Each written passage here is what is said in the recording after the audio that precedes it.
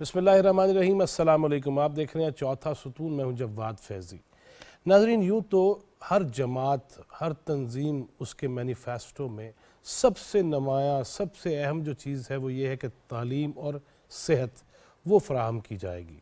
लेकिन हम जब ये देखते हैं अचानक से ब्रेकिंग न्यूज़ आती हैं कि सेहत के मामलात बिगड़ गए, फ़लाँ हॉस्पिटल में चूहे बिल्लियाँ फिरने लग गईं, फ़लाँ जगह पे ये मसला हो गया, अद्वियात की शॉर्टेज हो गई और अदम दस्तयाबी है।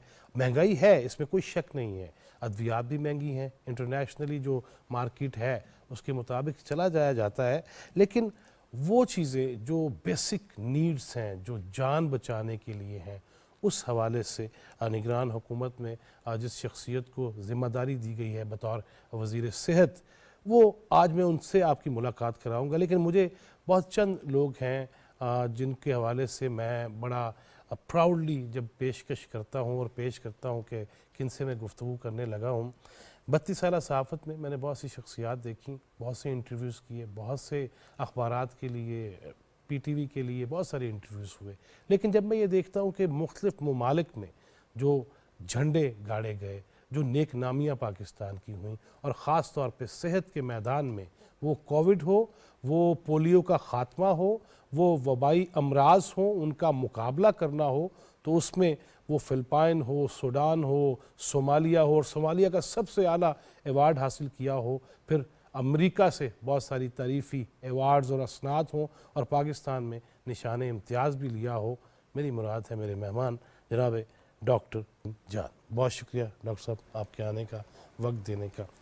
मुख्तसर वक्त है, वैसे तो किसी भी इंसान का नहीं पता, लेकिन आप जिस तरह आए हैं निगरान सेटअप में, क्या क्या वो चीज़ें हैं, अभी हफ्ता हुआ समझ लें आपको, चंद दिन हुए, उसमें क्या क्या देखा, क्या क्या करना चाहते हैं, और प्रायोरिटीज़ क्या है, किस किस शोबे के अंदर आप सबसे पहले जो है वो ज़रबेकारी लगाना चाहते हैं कि ये मसले तो हल होने चाहिए। बहुत शुक्रिया फैज़ी साहब आपके तमहीदी कलमात का। मैं एक अदना वर्कर हूँ और एक अदना पाकिस्तानी हूँ, और अल्लाह ने चांस दिया है तो मुसम्मा इरादा है कि जितना भी टाइम है उसको बेहतर तरीके से इस्तेमाल कर सके और सिस्टम में कोई इम्प्रूवमेंट ला सके।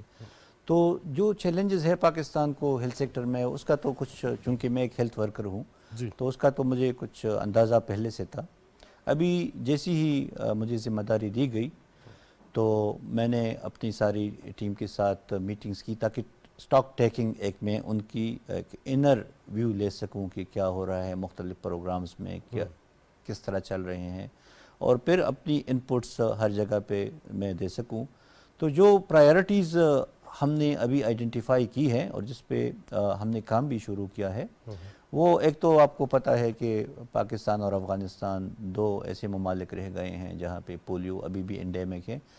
तो ये एक हेल्थ चैलेंज भी है, ये एक इकनॉमिक चैलेंज भी है, और ये पाकिस्तान की डिग्निटी का भी सवाल है। Yes, no doubt. तो उस पे तो मेरा बड़ा फोकस है, सीरियस हूँ। आपने उस पर काम भी बहुत किया है। जी हाँ, उस पर थोड़ा बहुत हमने काम किया है, और उसमें मैं समझता भी हूँ उसकी चैलेंजेस का, और इसके लिए मैंने एक प्लान बनाया। मेरी फर्स्ट मीटिंग नेशनल यूसी के साथ हो गई जो कि पोलियो पे काम करती है।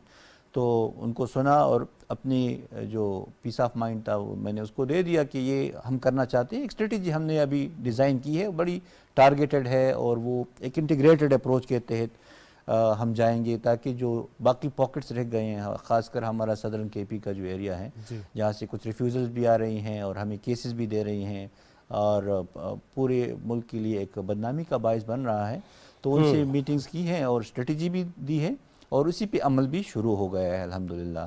तो तवक्को है कि इसी स्ट्रेटजी के साथ अगर हम चलेंगे तो इंशाल्लाह 3-4 महीने में उधर से ये वायरस की सर्कुलेशन जो है वो तो स्टॉप हो जाएगी। अच्छा डॉक्टर साहब, ये बताइएगा, मैं कल देख रहा था न्यूज़ में भी आप इफ्तिताह कर रहे थे ऐप का, वो जो शॉर्टेज हो जाती है मेडिसिन्स की, उसके हवाले से, तो वो तो बड़ा एक सर दर्द था उसके लिए भी कि असल दवाई नहीं मिल रही तो फिर डिस्प्रिन खानी पड़ती थी कि सर दर्द इतना शुरू हो जाता था।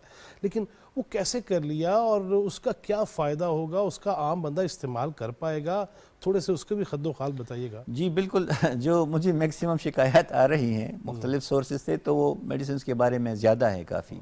لیکن میں ہر ایک کو پڑھتا ہوں اور پھر اس پہ سوچتا بھی ہوں کہ کس طرح کریں گے. تو جیسی ہی اوتھ ٹیکنگ ہو گئی تو ساری وہ آ گئی. تو ہماری فرسٹ میٹنگ سیکنڈ ڈے پہ ہو گئی ڈریپ اتھارٹیز کے ساتھ اوکے کہ وہ ہمیں بتا دیں کہ یہ پرابلم کیا ہے. کچھ تو اس میں ہائپس بھی ہیں, حقیقت بھی نہیں ہے کہ ساری میڈیسن شارٹیج ہے, اس طرح نہیں ہے. لیکن کچھ ڈس انفارمیشن بھی تھی, ایک گیپ بھی تھا لوگوں کے درمیان اور اتھارٹیز کے درمیان, اور ایک ٹرسٹ کا بھی ڈیفیسٹ تھا. تو ہم نے سوچا کہ کس طرح جلدی سے جلدی ہم اس کو ٹھیک کر سکیں.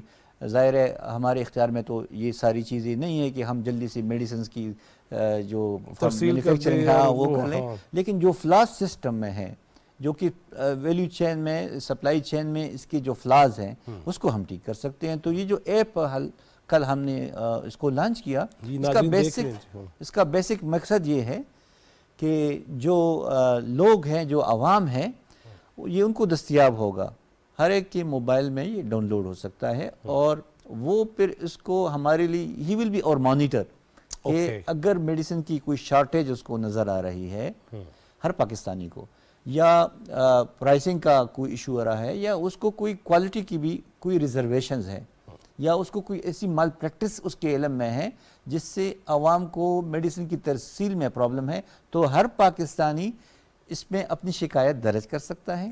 اور اس کے لیے ہماری 24/7 ایک ٹیم اویلیبل ہوگی جو اس کو مانیٹر کرے گی ہر ایک شکایت کو. اور پھر اس کا ایک سینتھسس رپورٹ اور اس پہ فیڈ بیک بھی, رسپانس بھی آئے گا. اچھا یہ بھی ہوگا؟ جی بالکل. اس میں یہ ہے کہ ایک تو ہماری اتھارٹیز اپنے مانیٹرز کو, جو ہمارے ڈرگ انسپیکٹر یا ورک فورس ہے فیلڈ میں, اس کو سملٹینیسلی اس کو تو ایکٹیویٹ کروائے گی کہ ادھر جا کے آپ ذرا ویریفائی کر لیں کہ ایشو کیا ہے. ٹھیک ہے. پھر اگر جینون پرابلم ہے تو ایکشن بھی لیا جائے گا, اور اسی بندے کو جو کمپلیننٹ ہے اس کو فیڈ بیک بھی آئے گا اگر وہ جینون کمپلینٹ ہے تو, کیونکہ اس کا مس یوز کا ایک خطرہ ہے. لیکن اس کے لیے بھی ہم فلٹرز ڈیزائن کر رہے ہیں تاکہ ہمیں پراپر کمپلینٹ اور سچویشن کا صحیح اندازہ ہو. تو وہ انشاءاللہ بہت بہتری لائے گی تحصیل کے نظام میں, سٹوریج اور شارٹیج جو مصنوعی قلت کی جو ہم بات کر رہے ہیں. انشاءاللہ آپ کو جیسی ہم وہ بھی بے نقاب ہوں گے جو کرتے ہیں یہ. ہاں بالکل 100%. اچھا ڈاکٹر صاحب, چونکہ وقت کا مقابلہ سخت ہے اور 2020 میں آپ سے چاہ رہا ہوں کہ بہت سارے ایسی چیزیں, میرا دل تو کرتا ہے 2-3 گھنٹے آپ کے ساتھ میں یہ گفتگو کروں, لیکن آئندہ انشاءاللہ کریں گے. مجھے یہ بتائیے گا کہ بچوں کے حفاظتی ٹیکے, کچھ تو وہ لوگ انکار کر دیتے ہیں, کچھ پہنچ نہیں پاتے, آپ کتنا کور کر رہے ہیں, اور کتنی پالیسی کیا ہے کہ ہر سطح پہ, ہر جگہ پہ پہنچا جائے؟ بالکل, یہ بھی ایک پرٹیننٹ کوسچن ہے اور نیڈ آف دا آور ہے. ان کے ساتھ جب میری ملاقات ہو گئی, جو ای پی آئی کی ٹیم ہے ہماری, ان کے ساتھ, تو ان کا پلان میں نے دیکھا, اس میں کچھ گیپس ضرور تھے, کچھ ہیومن ریسورس کے ہیں, کچھ فنڈنگ کے ہیں, تو وہ تو ہم ریزالو کر رہے ہیں. جو انٹرنیشنل ڈونر ہے, آپ نے تمہید میں کہا, تو وہ تھوڑی سی ریسپیکٹ کرتے ہیں اور سنتے ہیں, اور ہم نے کام بھی ان کے ساتھ کیا ہے, تو طریقہ آتا ہے کہ کس طرح, تو وہ تو انشاءاللہ حل ہوگی. دوسرا یہ ہے کہ جو ورک فورس ہے, ان کی کچھ ڈیفیشنسیز ہے, اس کے لیے میں نے پھر یہ لیڈی ہیلتھ ورکر کا جو پروگرام ہے, ان سے ملاقات کی, ان کی ٹیموں کے ساتھ. تو یہ میرے ذہن میں بہت پہلے سے تھا کہ یہ لیڈی ہیلتھ ورکر جو ہیں یہ ہماری ہر جگہ پہ موجود ہیں. پاکستان میں تقریباً ابھی تک تو 90,000 سے زیادہ ہے. تو ان کو ہم ٹرین کر کے سلیکٹیولی اسکیل پہلے شارٹ رکھیں, اور اس کو ٹرین کر کے ای پی آئی کی جو ویکسینیشن ہے اس میں ٹرین کریں, اور پھر یہ بھی یہ ویکسینیٹر کام کر سکے, تو وہ تو آؤٹ ریچ کا یہ مسئلہ حل ہو جائے گا. پھر اس کی جو مانیٹرنگ ہے, اس کے میکینزم کو بوسٹ اپ کرنے کے لیے, اسٹرینتھن کرنے کے لیے ان کو میں نے ایک اسٹریٹجی دی ہے کہ کس طرح ہم ریئل ٹائم مانیٹرنگ اور ڈیٹا ہمارے ساتھ اسی وقت آئے گا. پھر ڈیش بورڈ ان کا ہے جس پہ ہمیں وہ آ رہے ہیں. اچھا ڈاکٹر صاحب, ایک عام سی ہے کہ جس کے پاس پیسہ ہے وہ لاکھوں دے رہا ہے, جس کے پاس نہیں ہے وہ لائن میں لگا ہوا ہے. لیکن یہ کیا ہے کہ ایک ہی ڈرپ ہے ڈائریا کی جو لگ رہی ہے, میڈیسن ایک ہے, کوئی 500 میں لگا رہا ہے, کوئی 1000 میں, کوئی 10,000 میں, کوئی لاکھوں پہ چلا جاتا ہے. اس پہ کوئی ایکشن نہیں ہو سکتا کہ سارے ایک ہی صف میں کھڑے ہو جائیں؟ اگین بہت امپورٹنٹ, یہ جو اسٹینڈرڈائزیشن آف سروسز ہے اینڈ اسٹینڈرڈائزیشن آف فی اسٹرکچر ہے, اس پہ آلریڈی ہیلتھ ریگولیٹری اتھارٹی جو ہماری ہے وہ کچھ کام کر رہی ہیں. ابھی فائنل نہیں ہوا, لیکن ان کے ساتھ ملاقات میں مجھے پتہ چلا, اور کچھ ہم نے بھی انپٹس ان کو پرووائڈ کی کہ ہم ایک سٹار ریٹنگ کی طرف چلے, کہ یہ ہاسپٹل یا کلینک کہاں فال کرتا ہے, A1 ہے, A ہے, B ہے, اور اس کے لیے پھر وہ کیا کرائٹیریا ہوگا اس کی ساری جو سٹینڈرڈز ہیں ان کی جو انٹرنیشنل اور نیشنل سٹینڈرڈز ہیں ان کو مد نظر رکھتے ہوئے کہ یہ کہاں فال کرتا ہے, اس کی لیبارٹری, اس کی بیڈس, اس کی کلیننس, اس کے انسنریٹر, اس کی سروسز, OPD, OT, سب چیزیں, تو اسی کو انالائز کیا جائے گا. پھر اس پہ یہ ہیلتھ ریگولیٹری اتھارٹی اس پہ کام کریں گے کہ ایک کو جو بھی کوالیفائی کرتا ہے A1, A, B, C, D, اور پھر اسی کے مطابق ایک فی سٹرکچر بھی آئے گا انشاءاللہ. تو وہ کمال ہو جائے گا. جی ہاں, تو وہ ایک یونیفارمٹی, جس طرح آپ نے اشارہ بھی کیا, خواہش کا اظہار کیا, تو ہم نہ صرف آپ کی بلکہ تمام پاکستانیوں کی اسی خواہش کو انشاءاللہ پورا کریں گے کہ ایک فی سٹرکچر ایسا ہو جو کہ افورڈیبل بھی ہو ان کے لیے, اور ان کو پھر وہ کوالٹی سروسز بھی ملے, اور جو بھی سروس پرووائڈر اس کو سروس دے رہا ہے وہ اکاؤنٹیبل بھی ہے.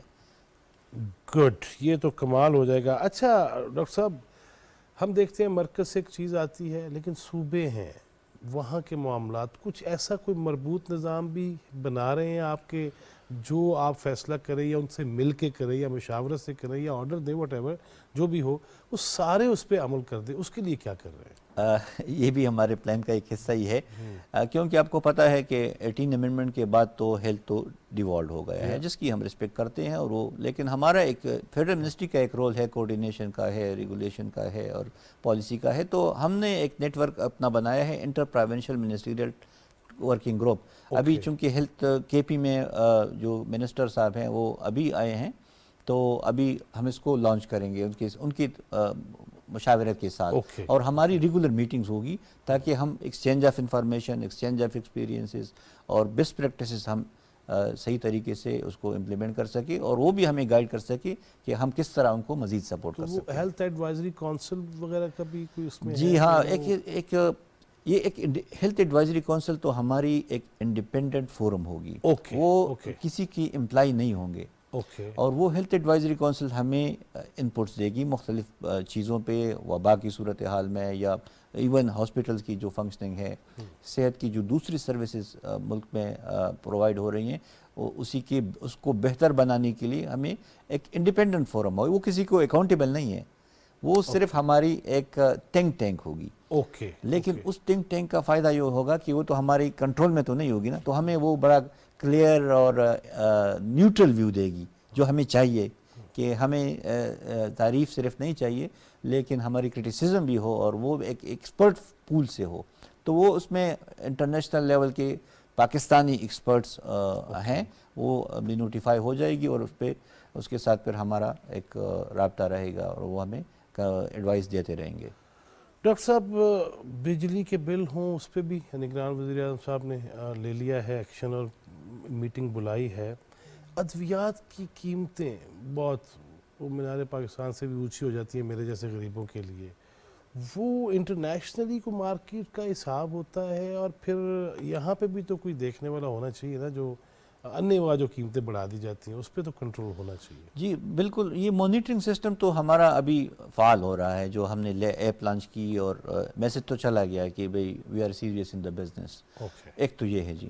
دوسری میں آپ کو کچھ حقیقتیں بھی بتاؤں, شارٹیج بھی اور پرائسنگ بھی پوری دنیا میں ہو رہی ہے, اس کی بڑھ رہی ہے. پاکستان کے تناظر میں آپ کو بڑا ایمانداری سے بتاؤں کہ ایک تو جو ڈی ویلیویشن ہوئی ہے پاکستانی روپے کی, تو اس سے تو یہ چونکہ امپورٹ ہوتی ہے را میٹیریل, تو وہ تو بنتا ہے کہ چونکہ وہ ڈیویلیویٹ ہو گئے, لیکن پھر بھی میں عرض کر لوں کہ اس حکومت کی تو اولین ترجیح یہ ہے کہ مزید بوجھ نہ پڑے. لیکن اس کے ساتھ ساتھ ہم یہ بھی بتائیں کہ ہم یہ بھی چاہتے ہیں کہ ہر دوائی ایکسیسیبل بھی ہو, اور کوئی ہورڈنگ نہ ہو, اور اس طرح کا کوئی دوسری بلیک میلنگ نہ ہو. تو دونوں میں بیلنس رکھنے کے لیے ہم ابھی سوچ رہے ہیں.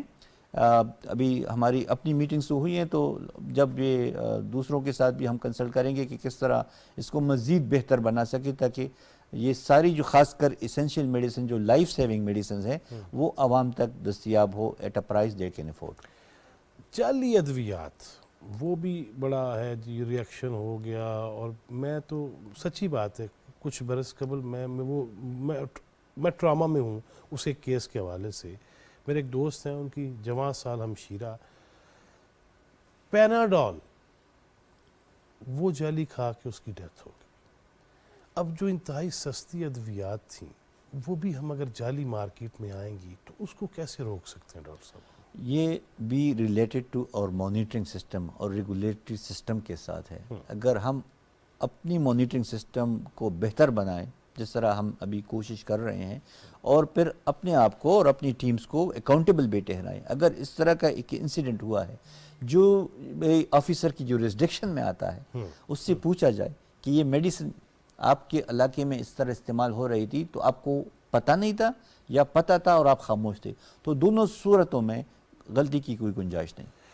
अच्छा, अभी आपने कहा कि हम इंपोर्ट करते हैं, हम कुछ एक्सपोर्ट भी करते हैं या नहीं, और वो क्या है, उसके फिगर्स क्या हैं कि? अच्छा सर, ये हमारे नाजरीन को हैरानगी होगी कि हम अभी $713 मिलियन की दवाइयाँ हम एक्सपोर्ट करते हैं। लेकिन जी सर, लेकिन हमने टारगेट दिया है उनको, अथॉरिटीज़ को, कि ये आप 1 बिलियन पे ले जाएंगे, और वो पोटेंशियल है जो मैं देख रहा हूँ कि पोटेंशियल हम में थोड़ी सी हमारी सपोर्ट की ज़रूरत है, और बाकी हमारे जो दोस्त हैं उनकी सपोर्ट की ज़रूरत होगी।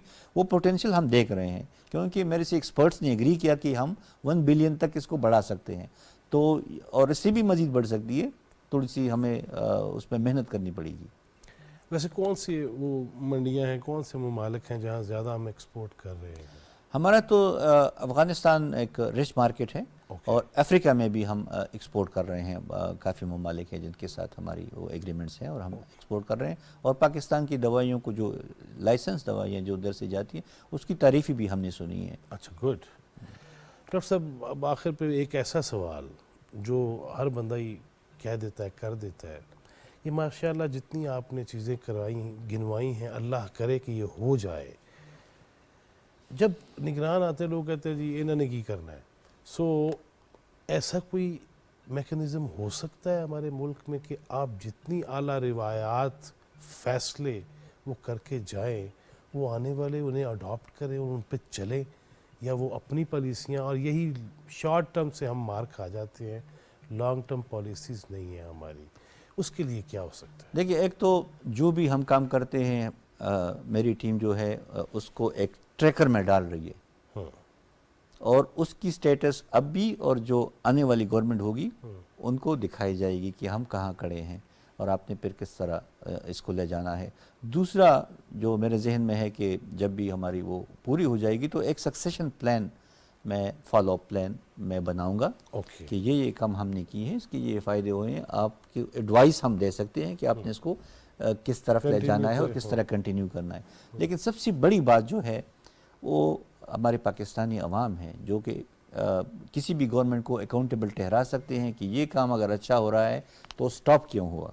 तो वही कोशिश है कि बेहतरी ला सकें और एक मिसाल कायम कर सके जिसके ऊपर बाकी गवर्नमेंट आ जाएगी, उसके ऊपर बिल्टअप करेगी और उसको स्ट्रेंथन करेगी। वैसे जितने तजिए तबसरे हो रहे हैं, फ्रैंकली आखिर में एक सवाल है, कितने दिनों के लिए आए आप?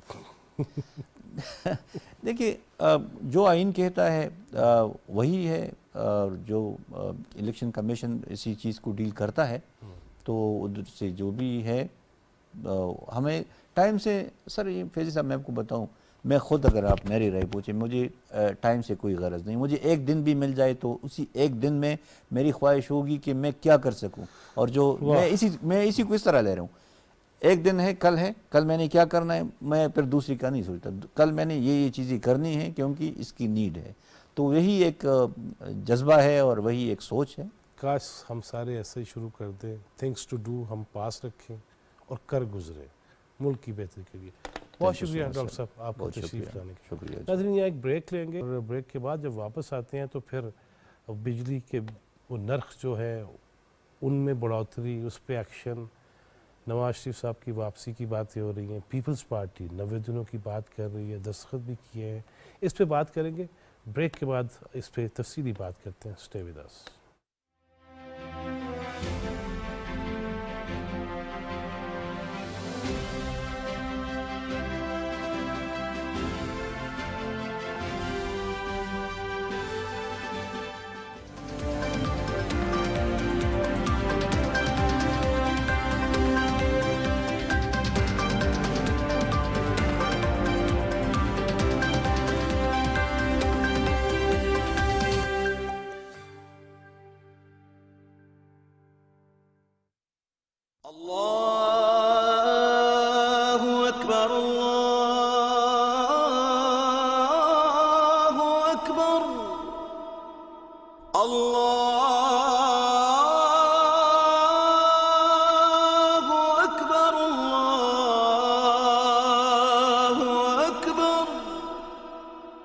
أشهد أن لا إله إلا الله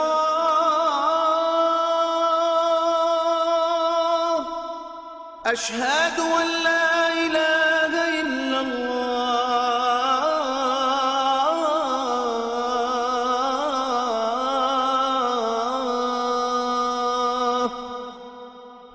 أشهد أن محمد رسول الله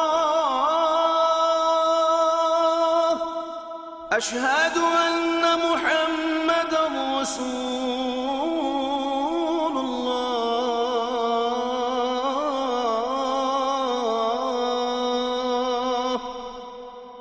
حي على الصلاة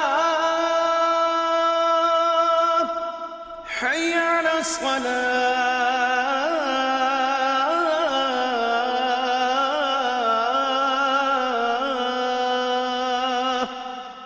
حي على الفلاح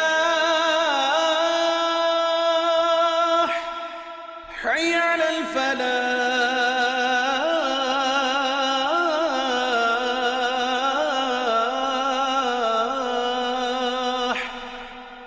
الله أكبر الله أكبر لا إله إلا الله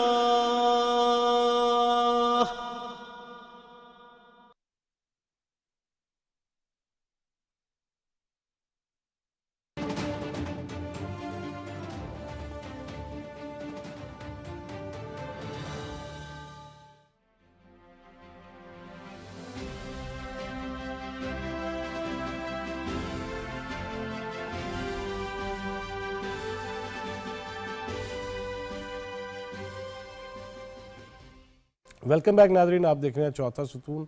मैं हूं जवाद फैज़ी।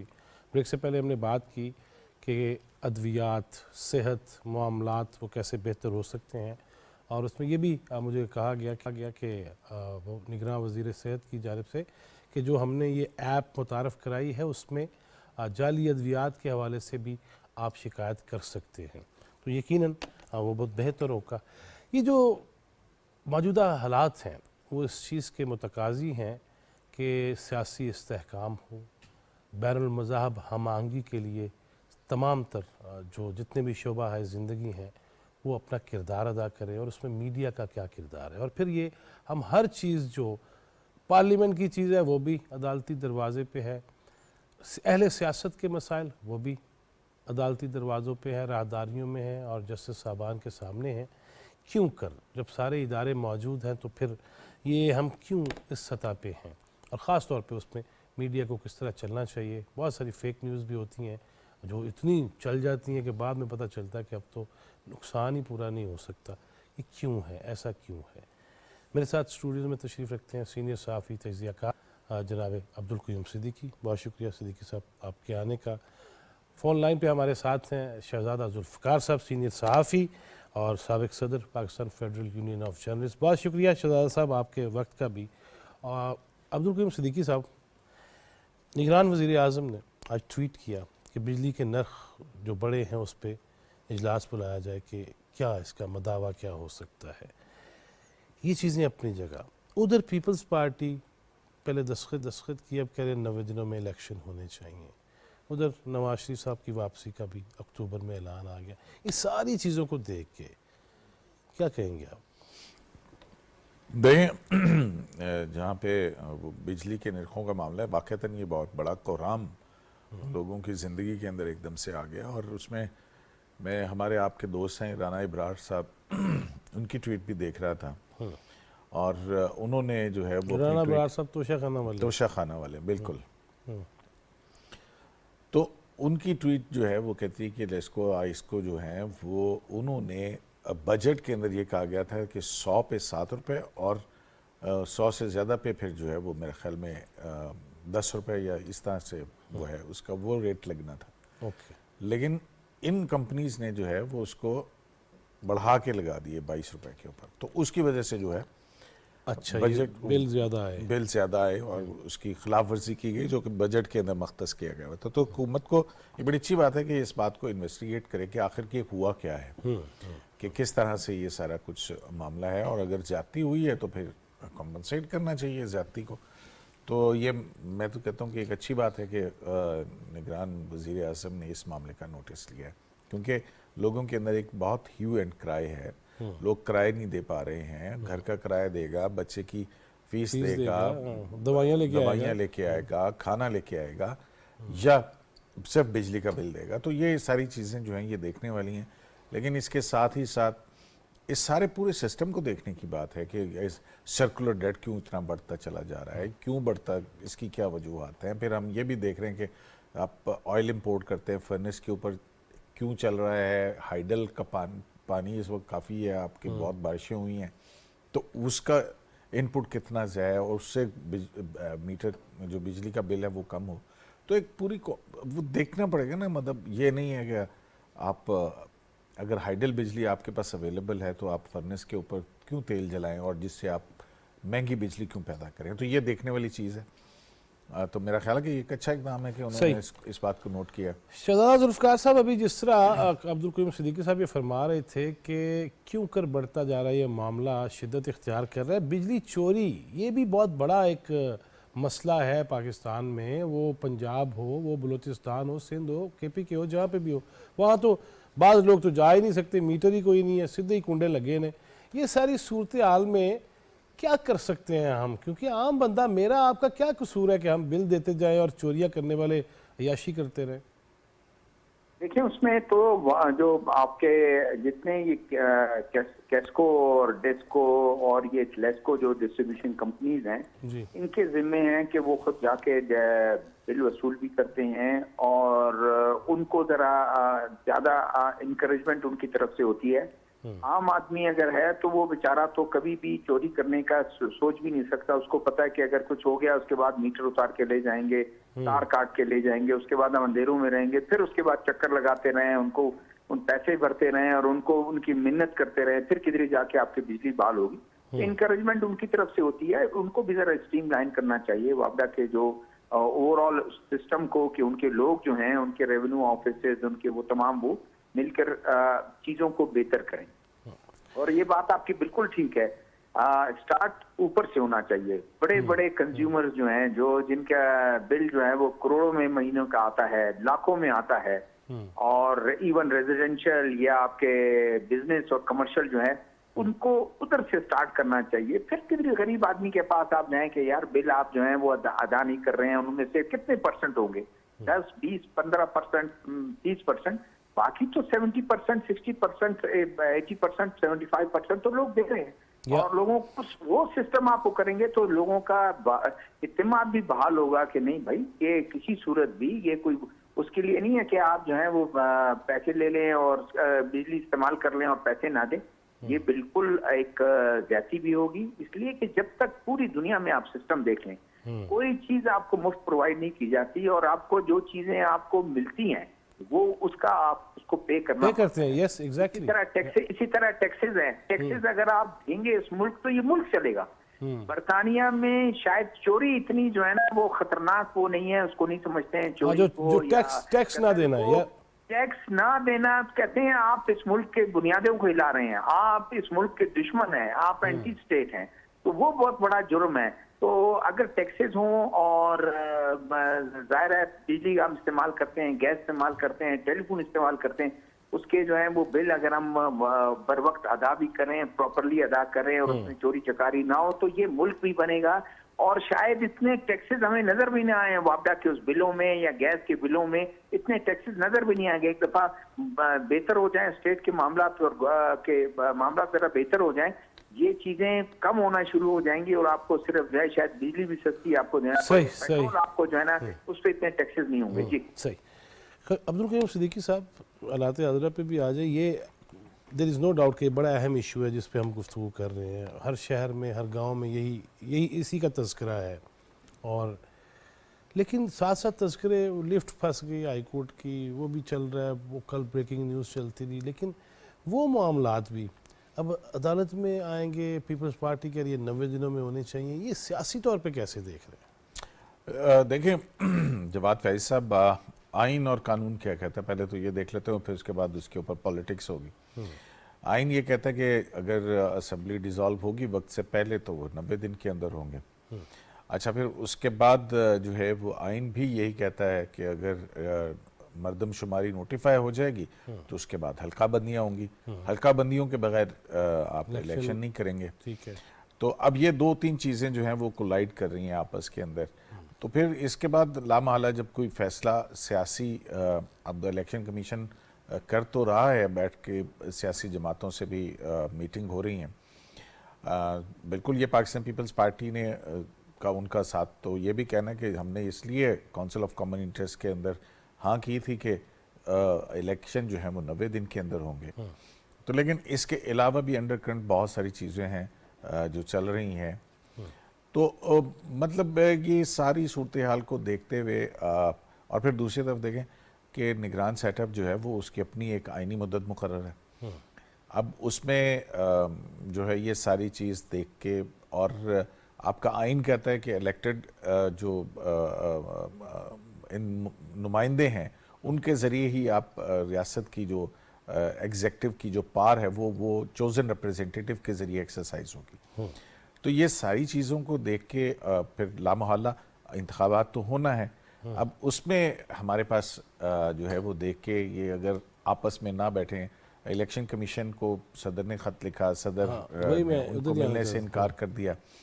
تو یہ جو میرا خیال ہے کہ الیکشن کمیشن کو صدر کا جو بھی حل کا یہ کردار ہے اس میں الیکشن کمیشن کو بہرحال ریاست کے سربراہ سے ملنا چاہیے تھا، جو بھی ان کا پوائنٹ آف ہوتا وہ کرتے. اب وہ اگر اپنے طور کے اوپر خط کے بعد ایک ڈیٹ اپوائنٹ کر دیں گے، جیسے کہ پہلے 14 مئی کے انتخابات والے پنجاب کے اندر کرنے والا جو ایک قضیہ کھڑا ہوا تھا، تو یہ ساری ہاچ پاچ صورتحال جو ہے وہ الٹیمیٹلی پھر جائے گی کہاں پہ؟ سپریم کورٹ آف پاکستان کے اندر عدالتوں میں جائے گی، اور پھر وہیں پہ جا کے کوئی فیصلہ ہوگا. ویسے فیصلے کیا ہوں گے؟ فیصلے آپ دیکھیں اس میں تو ظاہر ہے پوری کانسٹیٹیوشنل سکیم کو دیکھ کے کرنا پڑے گا نا.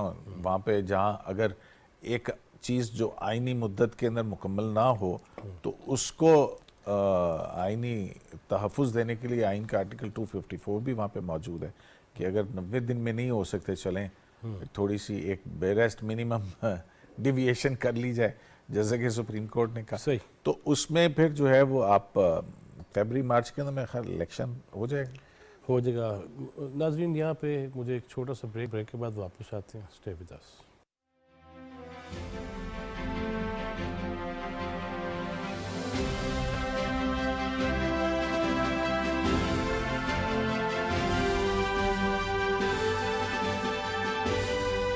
ویلکم بیک ناظرین، آپ دیکھ رہے ہیں چوتھا ستون. میں جواد فیضی. بریک سے پہلے یہ بات ہو رہی تھی کہ سارے معاملے عدالت میں ہی کیوں جاتے ہیں، اہل سیاست، اہل بصیرت، اور پھر سارے معاملے پھر عدالتی وہ زنجیریں ہی بس ہمیں لاتے رہیں گے.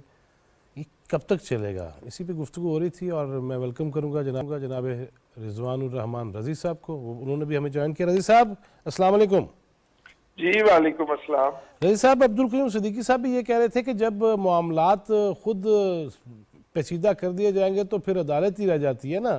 لیکن یہ کب تک ہم دیکھتے رہیں گے؟ اہل سیاست بھی عدالت میں، ہر معاملہ عدالت میں، بس عدالتی ہو جانا ایسی. دیکھیے، ایک تو ہم جو ویسے عبدالقیوم صدیقی صاحب کے بیٹھے ہوئے عدالتی یا آئینی معاملے کے اوپر کوئی گفتگو کرنا مناسب تو نہیں لگتا، اس کے سامنے سورج کو چراغ دکھانے کے مترادف ہے. لیکن ہم بہت زیادہ اوور لیجسلیٹو نیشن ہیں. ہمارے ہاں ایک ایک کام کے لیے 8 قوانین موجود ہیں، اور وقت ضرورت ان 8 میں سے کوئی بھی ایک استعمال کر لیا جاتا ہے. پہلی بات تو یہ ہے. دوسری بات یہ ہے کہ سیاستدان جب اپنے معاملات طے نہیں کرتے تو پھر ہی عدلیہ کی طرف یہ معاملہ عدالتوں کی طرف جاتا ہے. ہمارے سیاستدانوں کو 75 سالوں کے اندر میچور ہو جانا چاہیے کہ وہ اپنے معاملات خود بیٹھ کے طے کر لیں. یہ نہ کہا جائے کہ میں مر جاؤں گا لیکن ان سے مذاکرات نہیں کروں گا، یہ سارے چور اور ڈاکو ہیں اور لٹیرے ہیں اور میں ان کے ساتھ نہیں بیٹھوں گا. ٹھیک ہے، میں جو ہوں وہ حقیقی چور اور ڈاکوؤں کے ساتھ جا کے جیل میں بند ہو جاؤں گا، لیکن یہ جو میرے بنائے ہوئے چور اور ڈاکو ہیں ان کے ساتھ نہیں بیٹھوں گا. ہمارے سیاستدانوں کو بھی تھوڑی سی میچورٹی کرنی چاہیے، اور میرا خیال ہے 70 سال کی عمر میں میچورٹی آ جانی چاہیے. اب آ جانی چاہیے. شہزادہ ذوالفقار صاحب، یہی بات میں آپ کی طرف بھی لے کے آتا ہوں کہ پیپلز پارٹی نے خود دستخط کیا، اب وہ 90 دنوں کی بات کر رہے ہیں. یہ کیا ہے؟ حکومت میں ہوتے ہوئے تو وہ رضامند تھے، اب اچانک کیا ہوا؟ देखिए हमारे मुल्क में ये जो रजी साहब बात कर रहे हैं कि सियासत शायद इसको कहा जाता है कि वक्त पर एक दूसरे के इंटरेस्ट को, जो आपका और उनका इंटरेस्ट साथ हो पॉलिटिकल फोर्सेस का, और वो काम कर लेते हैं और उसके बाद फिर किसी सूरत में भी सबका तो ये था कि पीडीएम के में कैसे इकट्ठे हुए, फिर उसके बाद इकट्ठे हुए तो फिर उसके बाद जो है वो गवर्नमेंट चलाई, इत्तेफाक से चलाई। उसके बाद अब इलेक्शन के मामले में तशरीह उसकी कर रहे हैं। जो काउंसिल ऑफ कॉमन इंटरेस्ट में एक चीज डिसाइड आपने कर लिया, हल्का बंदी आपने करना है, वो भी एक आईनी अदारा है, उसके तकाजे भी तो आपको पूरे करने हैं। और 3 महीने में ना हुए तो जो कमीशन हल्का बंदियों के लिए टाइम दे दे, बल्कि उनको कहें कि आप वार फूडिंग बेसिस पे करके और इलेक्शन करवा लें। ये मेरे ख्याल में दोनों तरफ से एक बदनीयती ना हो, लेकिन अगर आप उसको चीजों को, और ये हमारे पॉलिटिकल फोर्सेस में हुआ यही है। पहले तो खैर बहुत ज्यादा ये था कि जिस दिन ही इलेक्शन हुए, इलेक्शन के बाद पहली असेंबली आई तो पहले ही दिन अपोजिशन के जो लीडर हैं उन्होंने कहा कि हुकूमत को किस तरह गिराना है।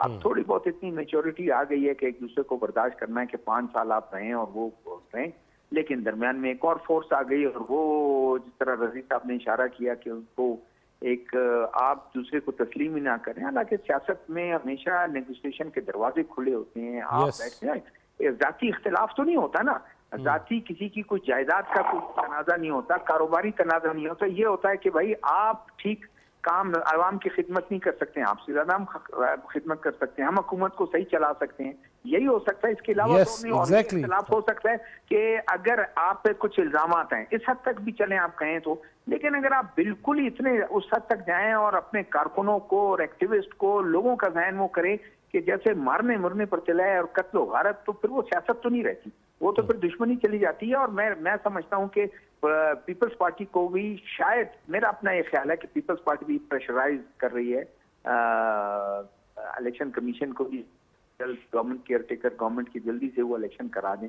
और जाहिर है थोड़ा सा अगर आप इसको सियासत की तरफ देख लें तो पीपल्स पार्टी का ज्यादा स्टेक मेरे ख्याल पंजाब में नहीं है, और असल दंगल जो है वो पंजाब में ही होना है। असल दंगल पंजाब में ही होना है। जी, और वो उनकी और वो सेफ हैं, वो सिंध तक हैं, वो सेफ हैं। ज्यादा के पीके में कुछ वो 1-2-4 वो हो जाएंगे, बलूचिस्तान में असल तो पंजाब में दंगल है। जी अच्छा, इसमें एक बात जो है वो शहजादा साहब की बात को मैं आगे बढ़ाना चाह रहा हूँ, वो ये भी तो है ना कि देखिए पीपल्स पार्टी हर इलेक्शन के अंदर हर पार्टी ने अपने स्लोगन और अपने मंशूर के साथ जो है, अपने नारे और अपने मंशूर के साथ इलेक्शन में जाना है। पहली बात, अब पीपल्स पार्टी जो है वो ये महसूस करती है कि उसका बहुत सारा वोटर जो है पंजाब में वो पिछले इलेक्शन में और उससे पिछले इलेक्शन में पीटीआई की तरफ चला गया है। तो अगर वो अपने बयानिए को पीटीआई के बयानिए के नजदीक तर ले जाती है तो ऐसी सूरत में उसे अपना वर्कर विन बैक करने में आसानी हो जाएगी, ये उसका ख्याल है। मेरा ख्याल है कि पीपल्स पार्टी ने ये जो बाहर आके अंदर एग्री करके और बाहर आके जो शोर मचाया है वो बुनियादी तौर पे अपने उस वर्कर को या उस वोटर को विन बैक करना चाह रही है जो पीपल्स पार्टी को छोड़ के गुज़िश्ता 2 इलेक्शन में पीटीआई में चला गया है। तो एक ये एस्पेक्ट भी हो सकता है जो शहजादा जुल्फकार साहब ने फरमाया है। सही। अब्दुल करीम सिद्दीकी साहब, नवाज शरीफ साहब की वापसी का भी ऐलान शहबाज शरीफ साहब ने कर दिया है कि अक्टूबर में आएंगे, तो आएंगे तो क्या होगा और सियासत पे क्या असरात होंगे? देखिए, पहली बात तो ये है कि 2018 में जहाँ पे क्लॉक जो है वो वापस नहीं जब तक जाएगा, तो जिस तरह से हमने देखा कि 2018 के इंतखाबात से पहले जो है वो किस तरह की एक मैनूवरिंग की गई, कैसे जो है वो पहले पनामा केस जो है वो जिस तरह से चलाया गया, और वो अब तो सारे वो जो प्रोजेक्ट इमरान के जो किरदार हैं वो तो सारे के सारे जो हैं वो सामने आ चुके हैं। तो ये बिल्कुल आपको याद होगा जब 9 मई को चेयरमैन पीटीआई गिरफ्तार हुए थे तो सुप्रीम कोर्ट में एक केस लगा, तो वहाँ पे जज साहिबान ने कहा था कि क्लॉक वापस जाएगा, यानी गिरफ्तारी के वक्त जहाँ पे है और फिर उसके बाद से शुरू होगा।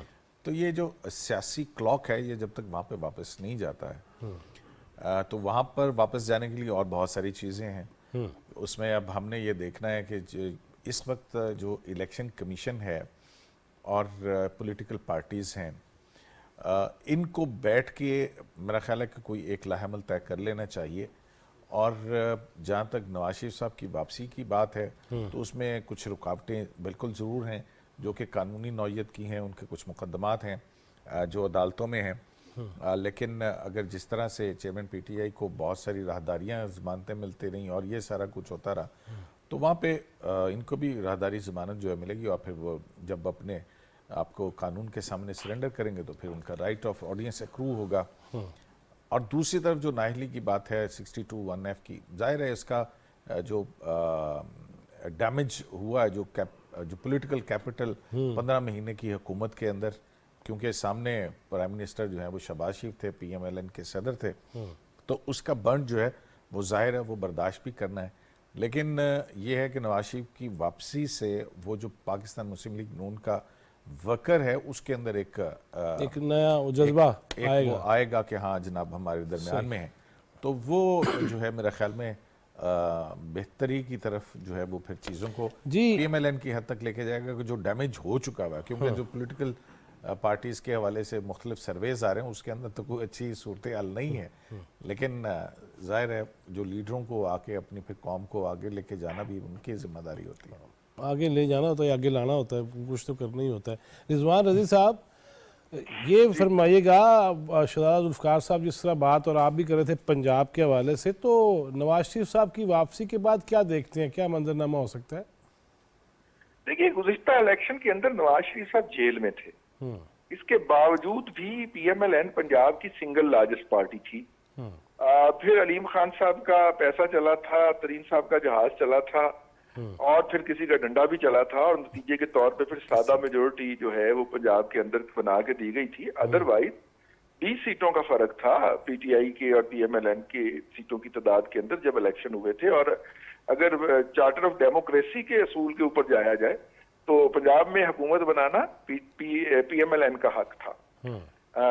اس وقت ہر ایک کو نظر آ رہا تھا وچ ہنٹنگ ہے پی ایم ایل این کی, اور اس کو 5 سالہ اقتدار میں جس طرح رگیدا گیا, اور اس کے بعد اس کے ساتھ جو کچھ ہو رہا تھا ہر ایک کو پتا تھا کہ پی ایم ایل این واپس اقتدار میں نہیں آ رہی. اس کے باوجود بھی سنگل لارجسٹ پارٹی کے طور پہ رہ جانا یہ بہرحال ایک ان کی اچیومنٹ تھی. دیکھیے الیکشن والے دن سے پہلے اور الیکشن والے دن پہ خاص طور پہ, کیونکہ الیکشن کی ایک اپنی سائنس ہوتی ہے, آپ کچھ نہیں کہہ سکتے. پہلی بات یہ ہے, آپ اور میں اگر ایک دکان سے پان خرید کے کھاتے ہوں تو ظاہر ہے آپ نے دن کے 5 پان خریدنے ہیں, میں نے جب اسلام آباد آنا ہے تو تب ایک پان خریدنا ہے, تو آپ کی زیادہ قدر ہوگی. اس وقت پاکستان کے اندر سروے کرنے والی کمپنیاں جو ہیں ان سے پی ٹی آئی ہر ہفتے ایک سروے کرواتی ہے, 7 یا 8 سروے پی ٹی آئی ہر ہفتے کرواتی ہے, اور وہ ان کی بہت بڑی گاہک ہے. اور ان سرویز کو وہ اس طرح بناتے ہیں جس طرح پی ٹی آئی کو پسند آئے. اچھا. اور میں اس کے اوپر نام بھی لے سکتا ہوں لیکن مناسب نہیں لگتا. ٹھیک ہے. تو وہ جو 6 یا 7 کمپنیاں ہیں سروے کرنے والی, وہ ساری سب کی کمپنیوں کا سب سے بڑا گاہک جو ہے وہ پی ٹی آئی ہے. تو اس لیے وہ اس کو ناراض نہیں کر سکتے. وہ اس کو مرضی کے سروے بنا کے دیتے ہیں, اور وہ ان سرویز کو آگے سوشل میڈیا کے اوپر بھی اور مین سٹریم میڈیا کے اوپر بھی پلے اپ کرتے ہیں اور اپنا ایک امپریشن. لیکن رضوان صاحب یہ بھی تو بات ہے نا کہ جو 15 مہینے کی ایک پرفارمنس ہے, اکنامک پرفارمنس ہے, اس کو کیسے سیل آؤٹ کریں گے جبکہ وہ ریفلیکٹ کرتی ہے عام آدمی کی زندگی کے حوالے سے. کیونکہ براہ راست دال اتنی مہنگی ہو گئی, پیٹرول اتنا مہنگا ہو گیا, روٹی اتنی مہنگی ہو گئی, نان اتنے کا ہو گیا, یہ ساری چیزیں ہیں نا, بجلی یہاں چلی گئی. میرا ایک فکرہ لے لیجئے گا اس میں. ضرور.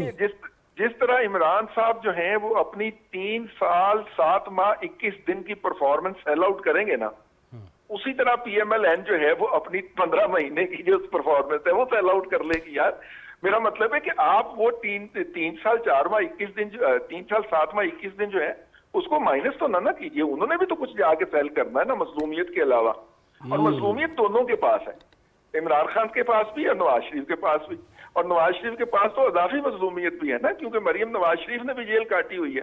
تو اس لیے مظلومیت کا پلڑا بھی برابر ہے اور پرفارمنس کا پلڑا بھی برابر ہے. پلڑا برابر ہے. وقت ہوتا تو بہت ساری باتیں کرتا. بہت شکریہ شہزاد ذوالفقار صاحب, رضوان رضی صاحب اور جناب قیوم صدیقی صاحب, آپ کی تشریف لانے کا.